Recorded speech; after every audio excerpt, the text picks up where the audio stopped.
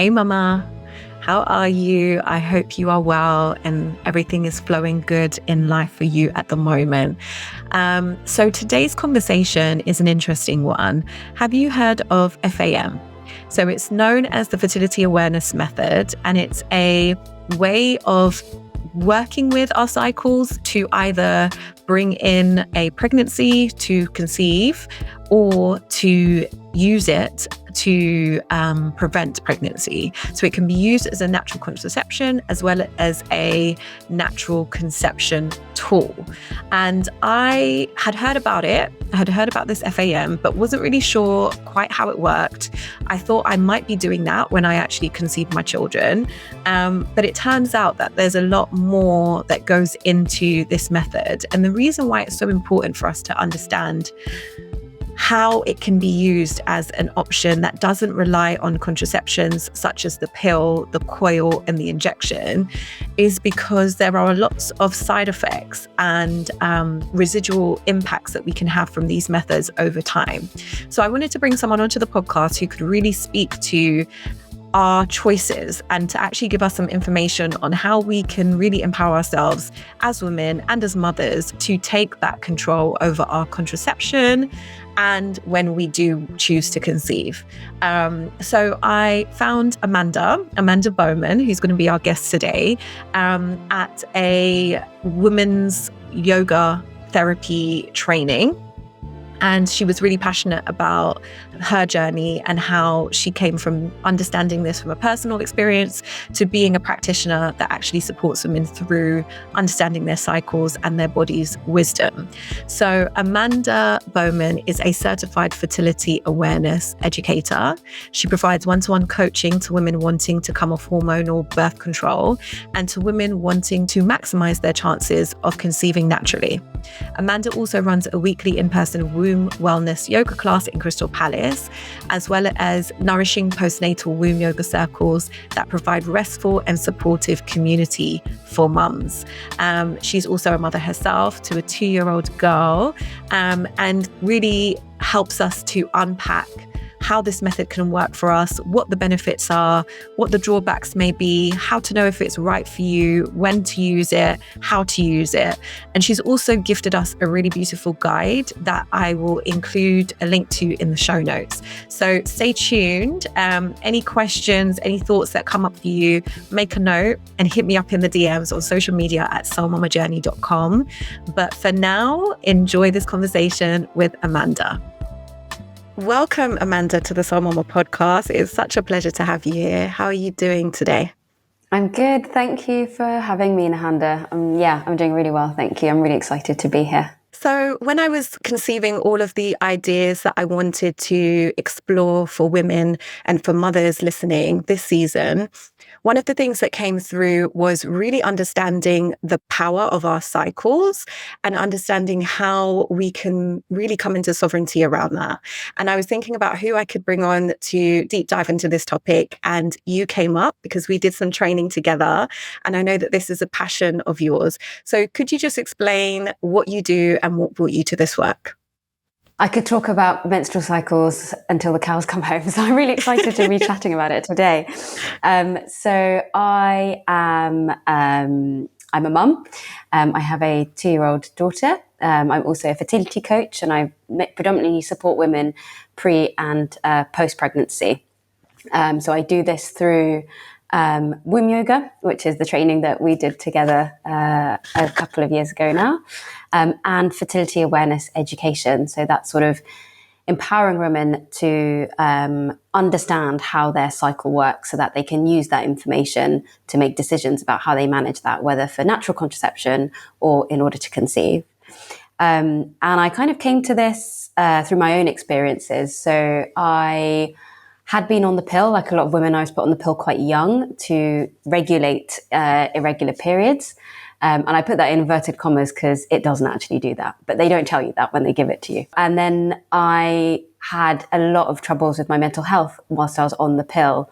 And it wasn't until I came off it that I realized that that was what was happening. And it was the pill that was causing all of these changes in sort of my my mental health. I suffered with depression and anxiety and sort of almost like personality changes that happened whilst I was on the pill. And then I came off it, and then I met my now husband, and he was like, why don't you just go on the pill? And I was like, I quite like you. I'm absolutely not doing that. So I then found an alternative, and that alternative was the fertility awareness method. So I started using that myself in 2016, and I used that as natural contraception very successfully. I had no unwanted pregnancies. And then when we decided we wanted to conceive, we sort of flipped the rules, and then conceived my daughter very intentionally. So it was very much my experiences that brought me here, but it's not my background. My background is actually in consulting, so strategy and communications consulting. So I've worked in that for 10 years in London, most recently in the civil service for the UK government. So worked a lot in sort of high pressure crisis environments, and my journey to becoming a mother and sort of living as a mother now has sort of spurred me to sort of pivot to do work that is more in line with who I am now and sort of what I want to be putting out in the world. Thank you so much for sharing that. So many of us are put on the pill really young, either because we've had really heavy or painful periods, or because we've been kind of convinced by parents or doctors that that's just a normal thing to do. And I don't think it's until we come into this age of actually wanting to conceive or actually wanting to kind of become more in tune with our bodies that we realize how much we've sacrificed and lost by being on the pill from such a young age for so long. So I can relate to that. I was on the pill from 19 for nearly 10 years, and I didn't think anything of it. I didn't have any of the negative side effects, but I did feel like I was out of touch with what was actually happening with my body. I always felt like the chemical withdrawal bleed just didn't really make sense to me. And it just didn't feel in sync, right? And then when I wanted to conceive my daughter, I expected that, I've come off the pill, a couple of months later, I'm going to be pregnant. And it took a while for my body to reset, to readjust, to reestablish its natural rhythm. And I know now, since being in this field and doing this work, how many women struggle to actually come back into rhythm around their cycles. So can we talk a little bit about the dangers of the pill and why so many women and young girls are being put on it in the first place? So I think there are quite a few important points. And I think the first one I'd start with is just to make it clear that I'm not anti-pill. What I'm against is anti-informed choice. So if you're not given the information you need to be able to make an informed choice, I don't think that is fair. Right. If you're given the information that you need and you make that choice to go on the pill, I think that is a very empowered decision in itself as well. And I really respect that. What is really problematic is we're not given that information. So as you were saying, a lot of women come off the pill, but we've grown up with this narrative of fear around our bodies, fear around our fertility. So you're given the idea that if you so much as look at a boy, then you're likely to fall pregnant. You're sort of afraid that pregnancy could happen at any moment. Sex education in the UK was deplorable when I was at school, and I think it probably still is the case now. We're not given the full picture. And I think it's part of that narrative of putting the responsibility on the girl's shoulders or the woman's shoulders of managing her fertility, and the man has nothing to do with it. That's really challenging for a lot of women and girls. And what's really difficult as well is what we're not told is that when you go on the pill, it doesn't resolve any of the problems that you might have been put on it for. It actually works by stopping your menstrual cycle. So you're not ovulating, you're not releasing an egg each month, and therefore you're not getting all the benefits of ovulating regularly that your body needs. And so if you had any problems before, you've put a sticking plaster on them. And when you come off, those problems will still be there. They haven't been resolved. Right. So when you then start your trying to conceive journey, you have the sort of shock that you're not fertile all the time, as you were led to believe when you're young. The egg only lasts for 24 hours.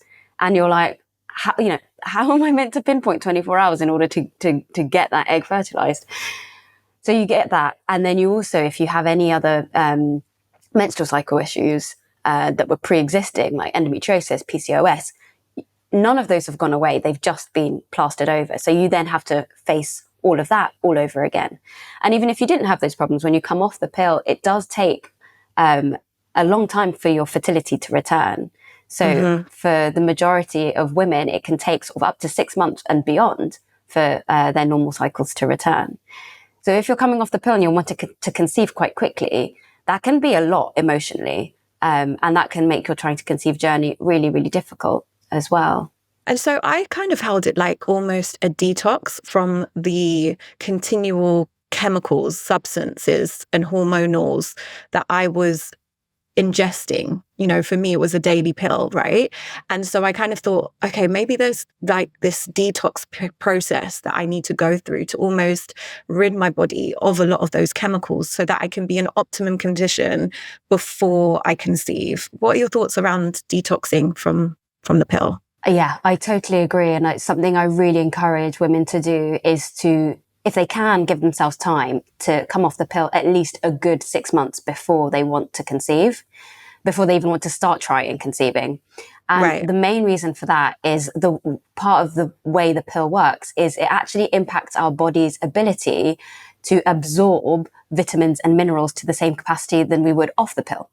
So often when you come off the pill, you'll find that you have deficiencies in a lot of the really key vitamin and minerals that are crucial to conception and healthy pregnancy. So there's work that needs to be done to replenish those stores, as you were saying, sort of that detox, getting your body into sort of a fit state, because pregnancy is a marathon, right? It's a really sort of a stress on the body, as it were.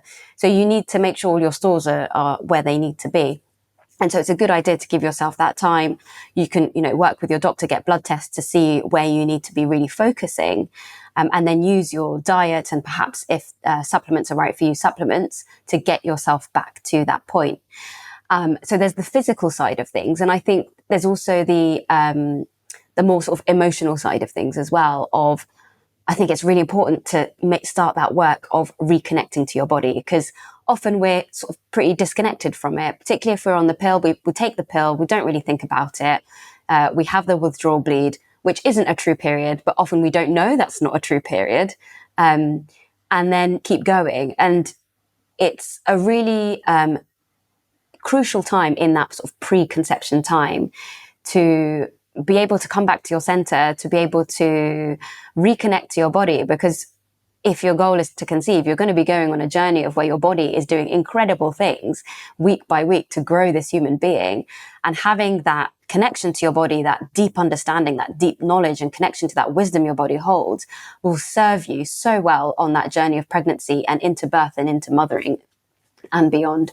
I think this is why I find that first step of actually coming off of contraception is almost like a rites of passage in itself, because it's marking the beginning of stepping away from something artificial that's been intercepting that pathway between you and your womb and your cycle and your wisdom and your inner seasons, and actually taking that control back, like reclaiming that power and that wisdom and that knowledge that the body is constantly feeding us. And I felt like it was almost like opening the gateway to an inner voice that had been suppressed, and in my case for 10 years, right? It's like this deeper inner knowing that, especially when we're doing things like womb therapy and womb yoga, we start to really deeply embody all of those changes and start to listen and attune to the micro changes that are happening on the physiological level, as well as the emotional and the spiritual level. And it's really hard to do that when there's been this buffer, there's been this interceptor. And so when women actually take that first step, I think sometimes we don't anticipate how much that can be a flooding of emotion and almost overwhelm, because we're being back in touch with something that perhaps we weren't in touch with from when we were really young girls. Girls are going onto the pill from 13, 14 years old. And so it harks back to that menarche piece around how do we feel when we actually come onto our bleeds? How did we experience those bleeds? And gives us an opportunity to really heal that and to start to move through it. So even though we're speaking about fertility and contraception, what I feel is that there's a really big opportunity for this to be an awakening and a embracing of our deepest power that so many of us have been severed from. Oh, that's really beautifully put, Nahanda. I really agree with that. I think it's what you were saying before about sort of that rite of passage. It's something I really work with my clients when I'm helping them make that step to come off the pill. It's sort of helping them understand what to expect. Because for a lot of them, they'll be, will acne come back? Will I get all sorts of things that I had before? And, what to expect, the physical side. But we do a lot of the womb yoga side to work on particularly that emotional and spiritual side of things that we've been severed from. It's like we've been numbed to it. And I think it serves society for women to not have that connection to that power. So you step into it and you can, it can be quite overwhelming, as you're saying, with all of the emotions. And one of the biggest emotions I see with my clients is rage, absolute rage that they had all of this within them and that they've been severed from it and it's been kept from them. And there's so much wisdom in the menstrual cycle when you start to track it and you start to notice from cycle to cycle the patterns that occur. So, noticing the insights that you might get when you're bleeding, noticing the voice that comes during your premenstruum that is that truth telling, helping you find more alignment in your day-to-day life. These are powerful, powerful tools that we've been kept from. And so for a lot of my clients, a lot of women, it can be a lot of rage and a lot of grief as well can come up from that. But it's a really beautiful opportunity to reclaim that. Absolutely. And thinking about menarche, that first bleed, I think it's quite rare to come across someone who had a positive experience during that, where it was celebrated or they were, given all the information they needed. For a lot of us, it's kind of like, oh, welcome, you've got to deal with it once a month now. This is woman's lot, as it were.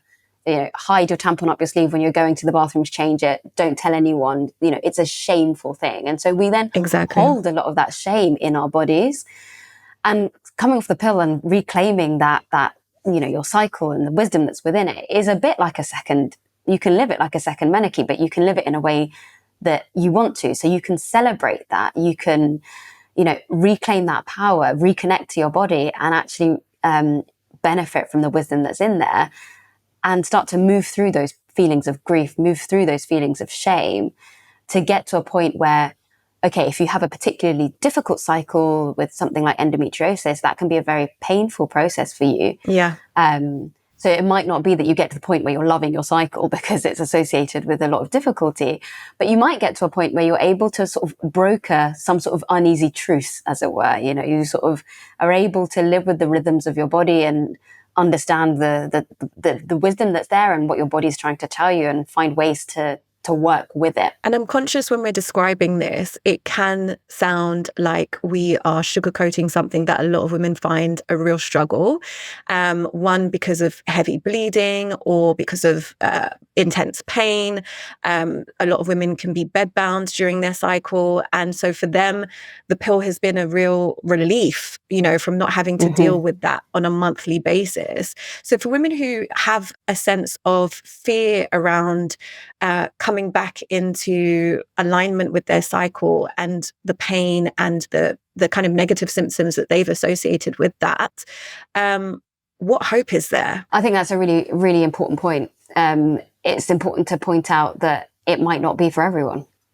Women's health has been neglected in terms of research and science, and lots of women live with debilitating pain around their cycles. It takes on average 8 to 10 years to get an endometriosis diagnosis for a lot of women. It's just completely ignored. Women's pain is completely ignored and minimized. So it's difficult. It's really difficult. And I really want to acknowledge how difficult it can be for women who suffer with their cycles. And what I would say to them is take things at your own pace and make decisions that are right for you. So if the pill for you is an absolute godsend and it's a lifesaver and you want to keep doing it, keep taking it. Like, that is completely your choice. And it doesn't mean that you can't do all of the other practices whilst you're on the pill. It's not one or the other. So for example, you can still connect to your womb. You can still engage, take part in womb yoga. You can still do those sorts of practices that help to foster a sense of connection to yourself and to your womb at a pace that suits you while you're still taking the pill. It doesn't have to be one or the other. That's really helpful. Okay, so if we're going to get into the nitty gritty of what fertility awareness method is and how it actually works and how women can begin to trust it, because I know for myself, there has been a lot of skepticism around the effectiveness of trusting, the signs and the symptoms, and knowing that that's safe enough to, one, either predict fertility, or two, ensure no pregnancy, right? Mm-hmm. So let me start by saying what fertility awareness method is, and then we can sort of break it down into to conceive and then not to conceive. So the main thing about fertility awareness method is actually it's easier probably to say what it's not. So it's not the rhythm method, which is, my grandma had 11 children. That's probably the method that she used of contraception, right? Mm-hmm. I don't know any woman today that wants to have 11 children and they're actually looking for reliable contraception. So fertility awareness method is not that. It is also not an app telling you when you're going to ovulate, telling you,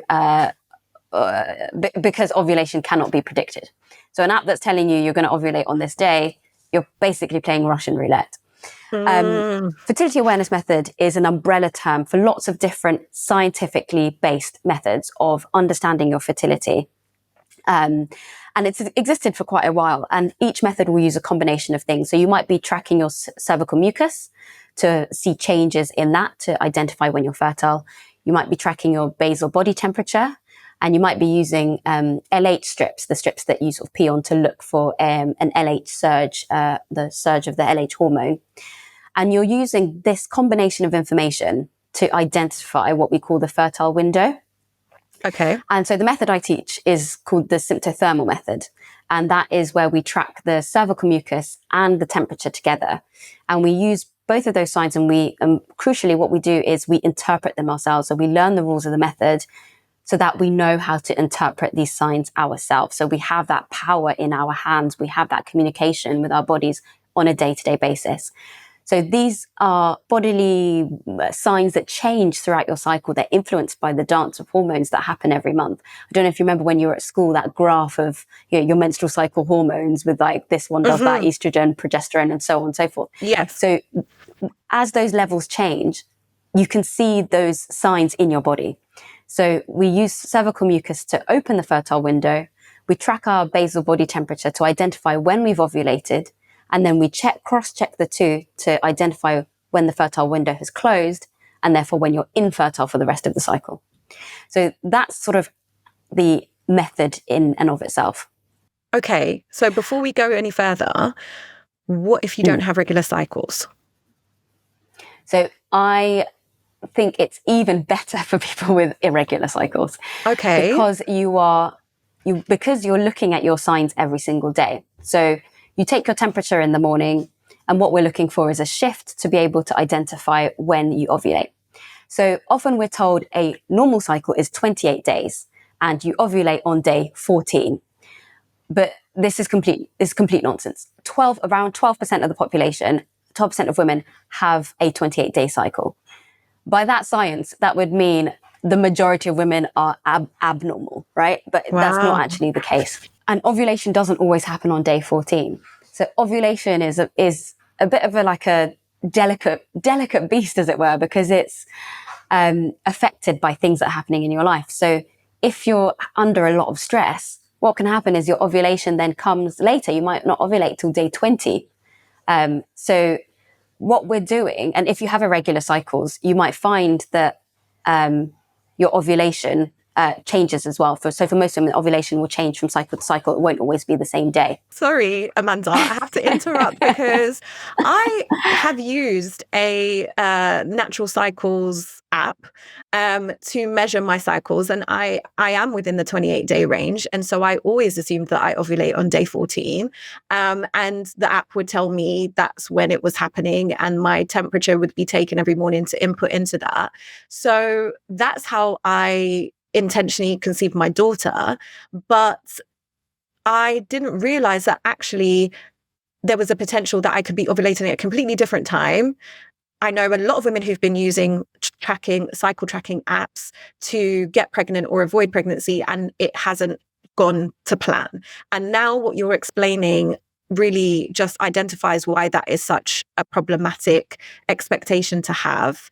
And the app doesn't tell you that. There's no disclaimer which says, hang on a second, you may not fall within this range. Like those statistics around how many women actually have a 28-day cycle. So my mind is already being blown by the ineffectiveness of things that we've been given as standards and expectations that we have going into something so important as planning or avoiding a pregnancy, and the amount of trust that we're giving over to these apps, thinking that we're doing exactly what we need to be doing to get it right.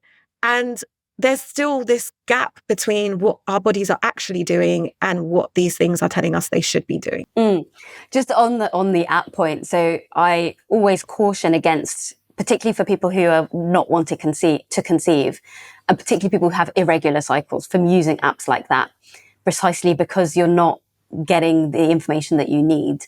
They use an algorithm, and they use popular sort of the data that they collect from having, tons and tons of users, and they have a very smart algorithm. But we're not robots. Our bodies are susceptible to changes in our lives, in our environment. And you can't predict that. The other thing that I have as a sort of my bugbear with these kinds of apps is that it's quite akin to the model of healthcare that we have had for a long time, where we rely on something external to help us manage or feel like we're informed about our own bodies. People might use the pill, and you're sort of reliant on that being available, reliant on your access to that, and reliant on that entity to be able to manage your fertility. There isn't that sort of autonomy.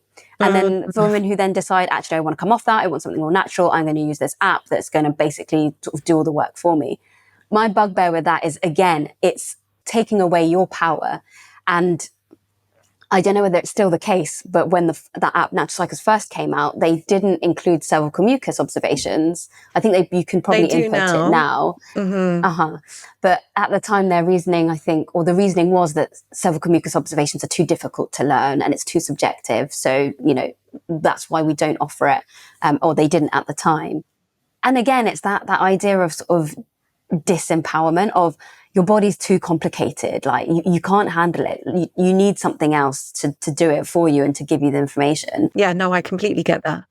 And we haven't even mentioned the way that data has been used as well, which I think has been a massive fallout for a lot of these apps, is that women are giving up their personal data, not necessarily knowing how that is being used and for what purposes. And so that's a whole separate conversation. But it really does then bring an attention back to, what do we want to do with this data? Like this, our bodily physiology, like how do we want to actually manage that? And who do we want to have awareness of all of our most intimate details about ourselves and our cycles?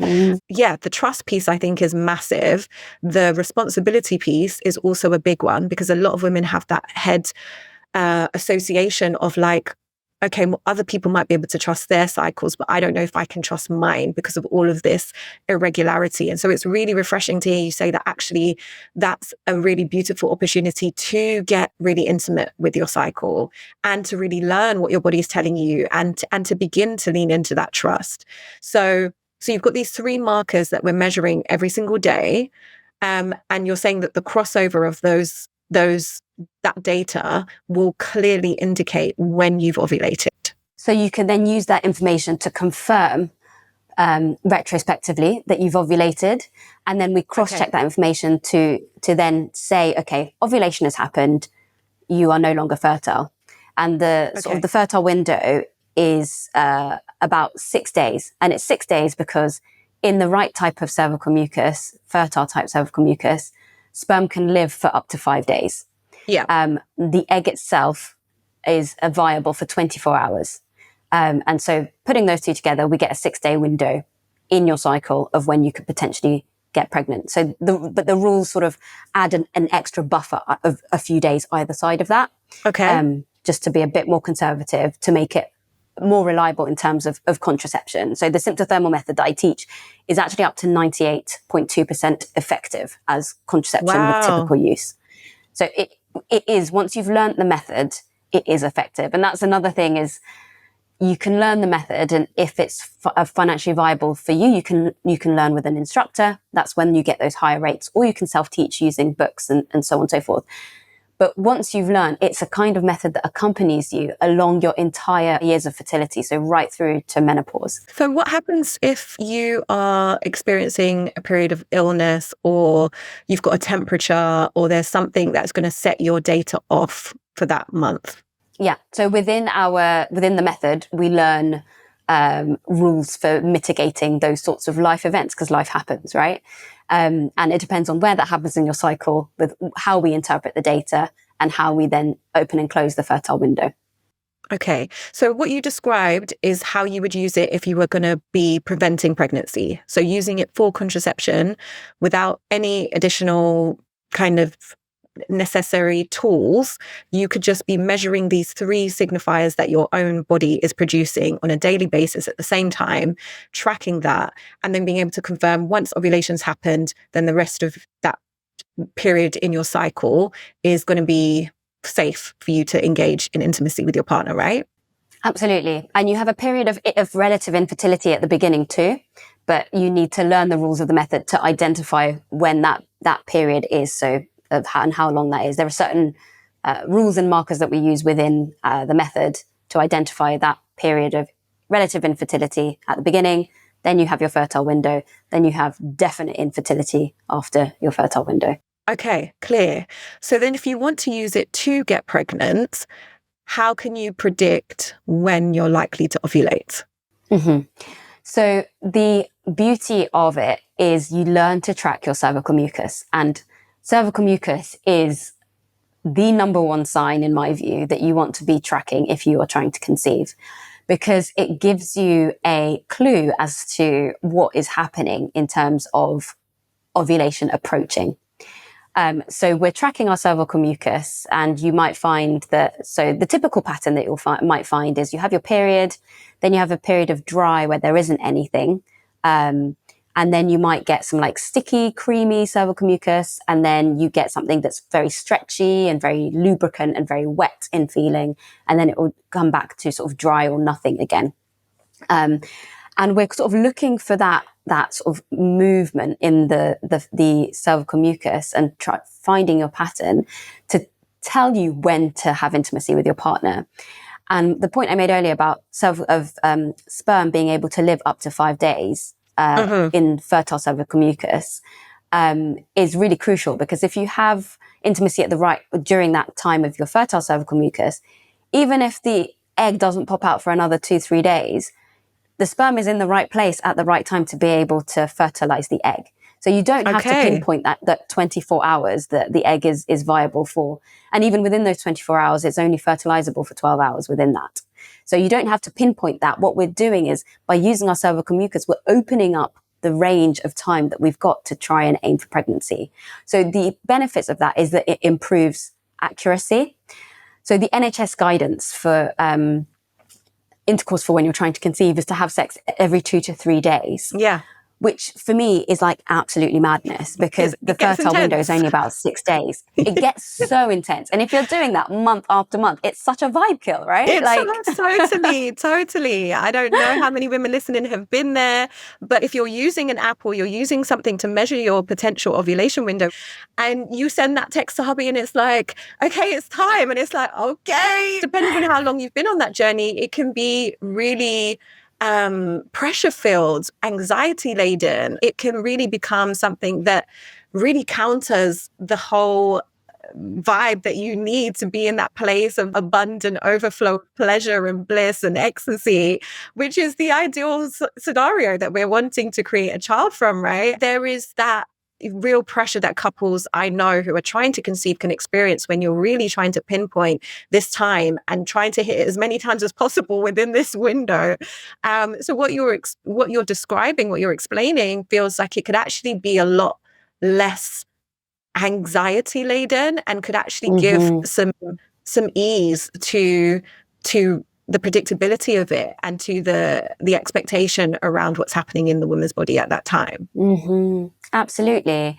And it's, it takes that pressure off. And it also means that once you've once you've identified when your fertile window is, and once you've then identified, okay, my temperature has shifted, ovulation has happened, I can confirm that, you're then not trying to have sex in a part of your cycle where it is scientifically impossible to get pregnant, and the emotional burden that comes with that, right? So you're not doing that. You've put that away. If you want to have sex, it's because you want to have fun with your partner, right? It's It's a not, bonus. we need to do dance right now kind of thing, even though it's not actually going to lead to a baby. So Yes. it's a huge relief, I think, for Interesting. a lot of women. And the use of cervical mucus really gives you that window. And the thing that really breaks my heart is there was a study that was done in Australia quite a long time ago now, but it was a study of women going for IVF to have a baby. Mm-hmm. And 68% of them believed that they had timed intercourse within their fertile window when trying to conceive. But when they followed up, only 12%, just over 12% of them could accurately identify when this window was. So when you learn the method and you learn how to read the signs of your body, then you're able to actually accurately identify when that window is for you, not when an app might tell you that window is based on its algorithm. And it puts that power, again, we're talking about that power, back into your hands. And the other thing about using this method is because you're charting your whole cycle, and once you've identified when you've ovulated, so we confirm ovulation retrospectively. So once you've seen your fertile cervical mucus, you've had intimacy, your temperature has shifted, and you're like, okay, and then it stays high for the right number of days, you then know whether it's a viable cycle for pregnancy, because the other part of your cycle also needs to be a minimum sort of 10, 11 days to give the egg enough time to come down and bed in the lining of the uterus. Okay. So by charting your cycle, you can see whether there are any other blockages that are happening for you in your cycle that might be preventing you from getting pregnant. So you might actually be timing it right, but there might be other things that are indicative of requiring further investigation with your GP or other specialists. And you can get all of that information from your chart. So you have this data, you have this knowledge, and if you then need to seek further assistance, you've got this data that you can then go to your doctor and say, this is what I'm seeing. This is what I think it is. Can we run some tests? That's so interesting, because I feel like when I've been supporting women through the conscious conception journey, there is almost this desire to not want to go in on that much detail, because there's almost this association that, like, if I start tracking and I start putting data into something and I start becoming really super aware about this window, it's going to feel even more pressure filled. It's going to feel even more anxious. It's going to be even more pressuring to my husband. And I just want to kind of see how it goes. And there's this sense of like, if I don't know all of these things, then it won't be as serious. It won't be as like deep. And then it won't hurt as much if I don't get pregnant in that time. That they're not saying that, but that's what I'm hearing when they're describing to me how they're going to move through this journey. And so as much as we talk about the benefit of kind of coming into alignment with all of these processes, I feel like a lot of women have a very real resistance to being that granular, right? Like to getting into that much of detail, because it feels like it might set you up for more fallout if you then don't get pregnant, having put in all of that effort and all of that information and woken up at the same time every day to record your temperature and your cervical mucus and all of the things, and then you don't get pregnant. It feels like that would be almost more painful than if you just, let's see how it goes. We'll just try it for a few months and see. So what's your experience of women who are like, there's a resistance to actually making that effort and committing that level of intention to that journey? So I think you hit the nail on the head there when you were talking about the fear and the fear of being hurt if things don't work out in the way that you hope. So the way I try and approach this with clients that I work with is to really help them dig down to their why. So like, why do you want this? Is it because of some sort of external society pressure that's telling you that you've reached a certain age and therefore you should start a family? Or is there something actually intrinsic that, this is actually something that you really want? So I really encourage them to reconnect to their why and why they're doing this.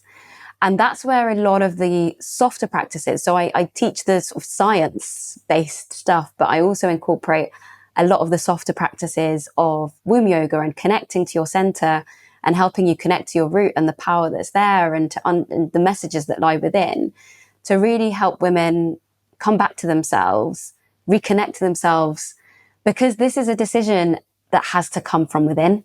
Yeah. And you have to sort of work through those blockers and find the right tools that will help you work through that. So one of the tools I offer is womb yoga. For others, that might look more like talking therapy. For others, it might be something else. So it's identifying those blockers, recognizing them, and seeking to, if it's right for you, reconnect to your why so that you can move through them. And my thing is always, how intentional do you want to be? You know, you could be on the same journey of trying to conceive, you know, a year from now. But if you have access to information, tools, resources, things that are going to support you to be intentional, but potentially for a lot shorter a time to actually achieve the goal that you're moving towards, why not go in 2 feet first? You know, it's like people are like dipping a toe in, just wanting to like test the waters, and hopefully miraculously things are just going to align and happen. And it does happen like that for so many people. You know, there are women who accidentally got pregnant, and it's like, well, how are they like conceiving on accident? And I'm here on purpose with intention doing all of this work, and I'm still not seeing a result. So I hear some of the reservations that women have around how intentional you're wanting to be. But I think that invitation to do it in a way that also feels like a healing, it also feels like a softening, it also feels like a reclamation and an awakening to all of these symptoms and signs that we perhaps have not been in touch with for a very long time. It feels like we're really taking on a new level of maturation, which for me is like the first step on that maiden to mother pathway anyway. It's like, why not be the mother in the way that you're handling your reproductivity, so that you can actually be that source rather than deferring, because that sets an indicator for how you move through your pregnancy. It also sets the tone for how you go through your birth and your postpartum and your actual motherhood experience. So I feel like when we can come back to this kind of preconception time and bring as much intentionality and resource and support as possible in, it really sets such a strong foundation for women going through into conscious motherhood. I couldn't agree more, Nahanda. I think that's absolutely right. My next question is really about, how do we speak to the men? This is assuming that women are in a heterosexual relationship, that they are in a partnership where they are conceiving biologically, physically with a man. How do we speak to the men in our lives about what we're doing and why it's important and why we chose in this way, both to conceive and potentially for contraception as well? So I'll start with the contraception, because oftentimes what I see is that resistance from their partner of being able to trust it. And I think what I find really helpful, and it was also the case in my own personal experience, was to present the rational. My partner really needed to know sort of, okay, what is the science that's behind this? How can we trust this when we were looking to use it for contraception? So being really clear and sharing that information, but also sharing the sort of more holistic side of things, I found that actually quite powerful. So when you're using fertility awareness as your method of contraception, you are inviting your partner into fertility as a joint responsibility.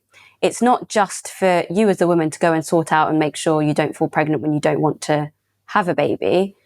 This is actually a joint thing because it requires 2 people to be responsible for this. So I found in inviting my husband to, for example, I would take my temperature and he'd read it in the morning, and then I'd put it into the app I was using. So I use an app called Read Your Body, which is basically like a blank paper chart. It doesn't have any predictive tools or anything like that. It's really fantastic.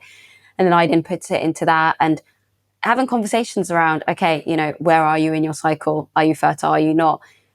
Makes it a joint responsibility. And I think that brings another level of communication within a couple. I found it really powerful in terms of increasing that connection that you've got around your fertility. And when it comes to conceiving, I found that it made it a very intentional decision, because it was both of us saying, okay, well, we know this is the fertile window. We're now both deciding this is the time for us to start our family. And going into that with that conscious decision, I found it really powerful. And I feel like it also brought a new dimension of connection within our couple as well. I found that personally really, really beautiful in the way that I think it brought us together. And I can see that it can actually give men a lot more insights into what their partners would actually be navigating emotionally and spiritually throughout the months. Because if your partner has a really intimate awareness of your premenstrual signs and ways of being, then it means that they're hooked in a level that if you're not sharing those kinds of insights on a daily basis, they're a little bit further removed from. I'll tell my husband I'm on my period, which he associates with, okay, I might need to take up a little bit more of the slack and you might want to rest a little bit more. But there is no talk of that at any other point during the cycle. So the fact that I might be, super sensitive at a particular time, or I might still be quite feeling very energized. And so therefore I really want to talk and I really want to connect. It's like having those insights about how your cycle affects you personally on a emotional, psychological, spiritual level, and then your partner starting to learn those as well, brings a much deeper opportunity for real intimacy and an honoring and a respect of what's actually happening on all of these levels for you. That's a real opportunity for deepening for couples. I was also thinking that on the trust piece, I remember when I was using the app and I was saying to my husband, we're in the green zone now, like it's safe. He would be like, show me the data. Like, where's the app? Like, what does this mean? And so I think if you are able to do this as a couple, it sounds like there is a real opportunity, not only for you to deepen into trust for yourself, but for your partner to deepen into trust of you and of the process and of the fact that you're both taking this shared responsibility, and the onus isn't just on the woman to one, get it right, but two, be responsible for all of the data and all of the things because it's her signs and it's her body. Yeah. So that's a really helpful reframe. And I really appreciate that as it being a joint journey for the couple. It's really an education for you. You're getting to know your body, but it's also an education for your partner because they don't know anything about sort of the cycle and how that affects you. We are cyclical beings, but we don't live in a world that respects that cyclical nature. So we live in a society, particularly here in the UK, in the West, of expecting people to perform at the same level every single day, to deliver, to show up, and be the same person every single day. But as a cyclical being, we're reflections of nature. Right now it's winter. There are no leaves on the trees. The flowers have not bloomed. There's a time for everything in nature. And just like that, within our cycles, there are times where we're more productive. There are times where we need more time alone. There are times where we need more rest. And us being able to be conscious of that and to communicate our needs to our partners is really empowering, both for ourselves and also getting into the habit of being able to speak our needs. Particularly as mothers, we have a tendency to put ourselves last, right? Our needs kind of come at the bottom of the pile. But what I love about this sort of cyclical practice is you get to practice each cycle of that idea of speaking your needs and what you really need and being able to meet that, and speaking with others in your life to help them support you in meeting that. And it's a practice we get to do each and every cycle. We're talking about the cycle, but it spills out into other parts of our lives as well. Being able to speak our needs, being able to meet our needs, and being able to show up in a way that is respectful of ourselves. I think it spills into every aspect of our life. And it's sort of the example I want to set for my daughter of being able to sort of do that for herself and respect her body and respect what she needs as well, and being able to communicate how she's feeling and what she needs, and to see that as something of value. Yeah, I think it's really powerful. I feel like when I was thinking about the benefits of fertility awareness as a method, and when in your life you're going to be most likely to want to engage with it or to kind of do the work, that we've been talking about to actually show up for it, we've identified these two key times in terms of, actually trying to bring in a child and a pregnancy or to avoid pregnancy. But also I was thinking, even when you're breastfeeding, I had a very heightened awareness of the fact that I didn't want to be ingesting any substances, chemicals, anything whilst I was breastfeeding. And, they say, of course it's safe and you can still breastfeed whilst you're on the contraceptive pill, or you can have the coil, or you can have the injection. But it felt intuitively like, for me, it was a conflict, and I didn't want that to come into my breast milk. So for women to even think about that period of time, having just had a baby, where you definitely want to give yourself and your body time to heal before you're going to conceive another, if that's your plan, but also where you're wanting to, if you're breastfeeding, to keep that milk, unaffected by any other hormones. This seems like a really useful and valuable resource to be able to have. And so for periods of time when you are breastfeeding, can you use a fertility awareness method? Yeah, you can. So I said at the beginning, there was sort of fertility awareness is a bit of an umbrella term for lots of different types of methods. And there are some methods that are more suited for different types of cycles and more suited for different types of parts of your life. So within the method I teach, if you're sort of exclusively breastfeeding, you can use it as contraception, but there are sort of strict criteria you need to meet. For example, you can't be pumping or anything like that for us to be able to get a clear reading on your cycle. But there are other methods you can use, like the Billings ovulation method is a different method where you don't take your temperature, you're only tracking cervical mucus, and you can use that as an effective method of contraception while you're breastfeeding and in that postpartum period. And that is actually probably, for that postpartum period, the type of fertility awareness method practice that I recommend in particular. Fascinating. And so my other question is around the intersection of race with this conversation. I do feel like there is an extra burden that Black women and women of color in this country face around not only the pervasiveness of some of the reproductive issues that you mentioned at the beginning in terms of PCOS, endometriosis, fibroids, but also a more of a distrust around the NHS as being, a service that is actually going to be beneficial for us and to be able to actually hear our needs and support us in the nuance that we're bringing. But also that the statistics around Black women seeking IVF is so much lower than their white counterparts, but they actually experience infertility at higher rates. Can we speak about how this can actually be a really beneficial practice for women of color and Black women? Definitely. As you were saying, we exist in a system that unfortunately doesn't cater for us.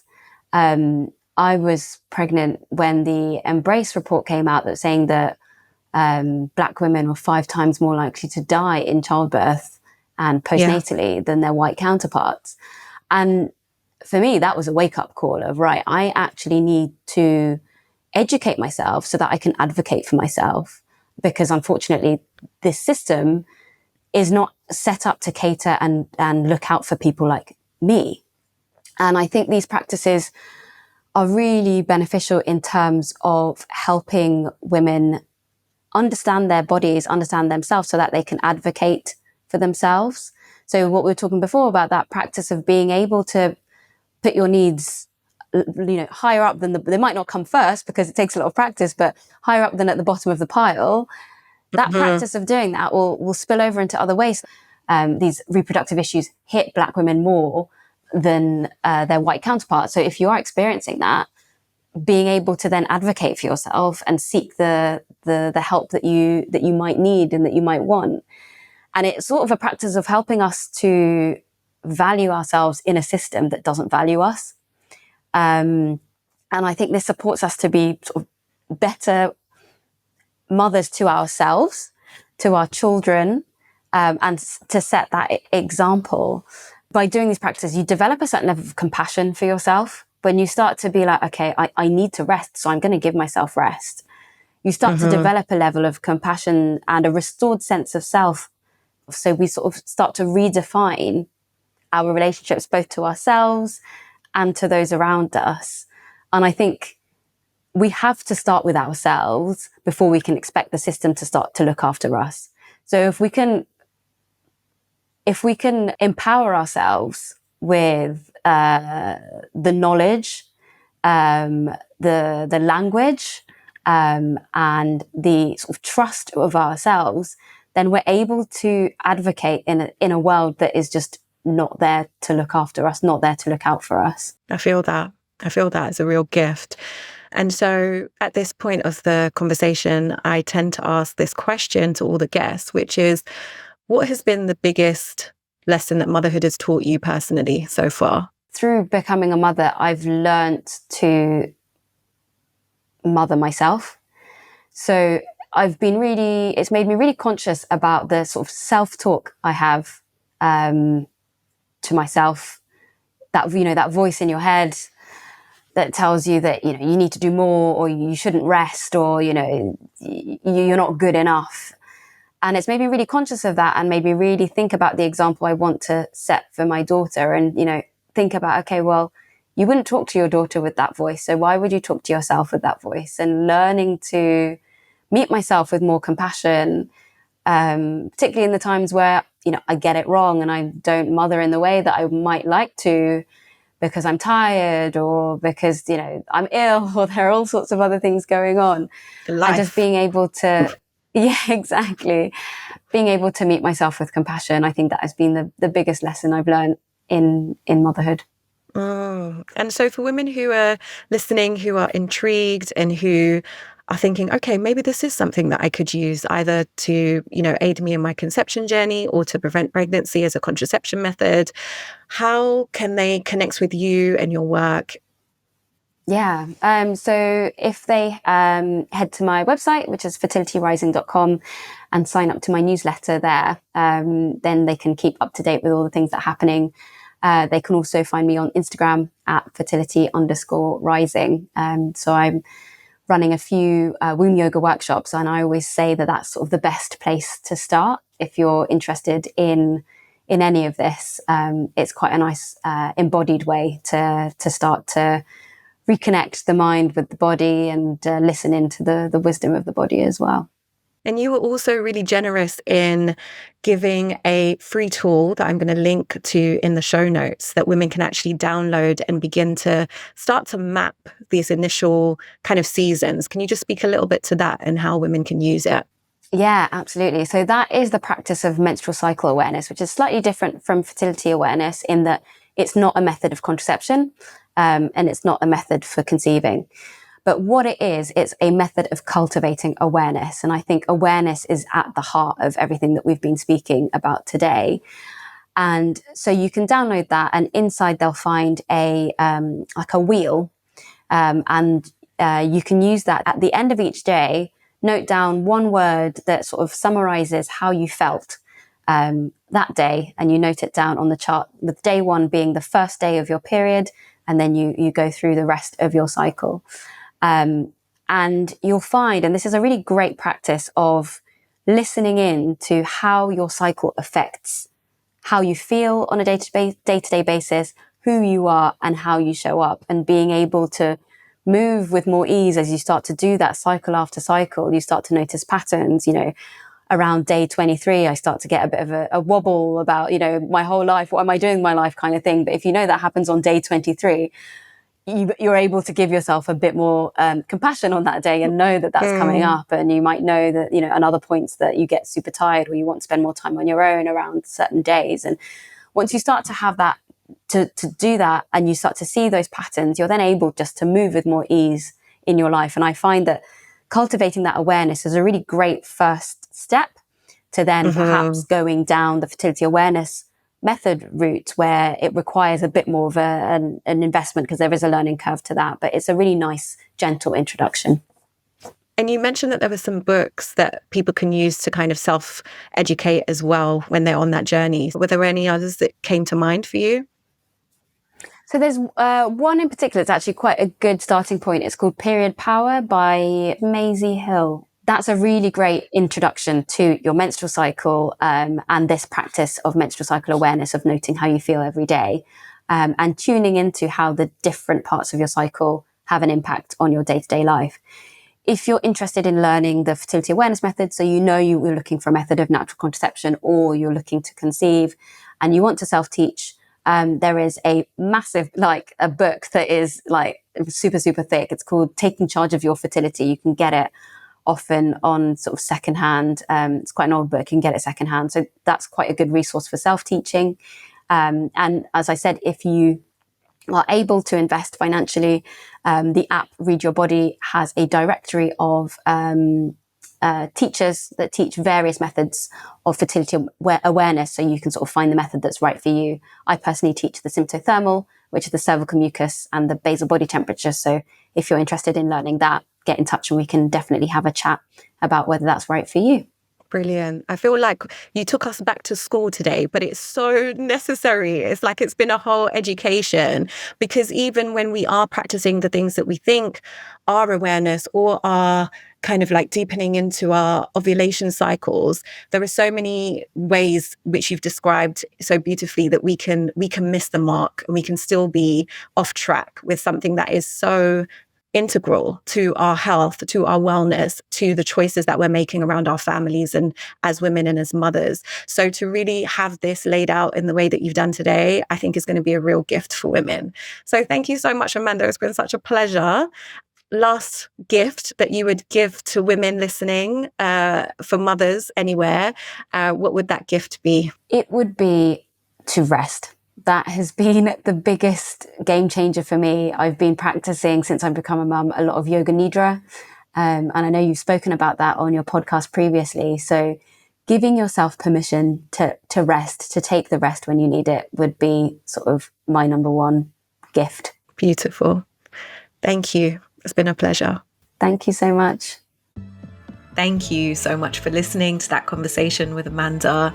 How did that land for you? I know for me, there were so many aha moments, both of times in the past where I have been intentional and moving through a conscious conception journey of my own and really thinking that I was doing all of the things, using the Natural Cycles app or whichever tracking app that you use, having the ovulation sticks, timing things in a way that felt like they were the right way. I really felt like I was doing all of these things, but I never took into account cervical mucus. I never took into account how and when that actually happens for me, and if there were any fluctuations in my cycles, if things like stress or alcohol or sickness were impacting the data that I was inputting into the app. And I'd never taken it on as a joint responsibility between me and my husband. And then on the other side of that, now having, feeling like my family's complete, wanting to be in a space of conscious contraception, having that discussion around the trust of the apps and the data, around the changes in my own body, around being able to actually trust the things that are happening for me on a personal level, and being able to communicate that confidently to my partner so that we can feel safe, that we don't need any extra hormonal chemical contraceptions, which for me is a really important thing, because I don't really want to be tampering with my sovereign body and my sacred temple. I don't want to really be relying on something that I have to take every single day. So that's no judgment to any women who choose to do that. There just feels like there is an opportunity here to really take on some of these learnings and to start to lean in to the wisdom and the awareness and the resource that our bodies are constantly giving us with our cycle, with our ovulation and our menstruation. It's like these are real opportunities as women to to embody the subtle, nuanced shifts that are happening on a month-by-month basis. So I took so much from this conversation, and I actually said to Amanda after the call, you know what? I actually, for one, need a session with you so that I can really feel 100% secure in understanding all of the rules of the processes of what to measure when. And so I can report back and let you know how that actually goes. But for me, it just left me wanting to know more. So all of the links to everything that you mentioned should be in the show notes. And I would love to hear what came up for you, how it might change how you're navigating your fertility journey or your contraception journey. So yeah, follow me at Soul Mama Journey on Instagram and let me know in the DMs what comes up for you, what questions you might still have, and let's start this process of reclaiming our power and our wisdom as women and as mothers. Thank you so much for listening. Tune in again next week and we'll speak then.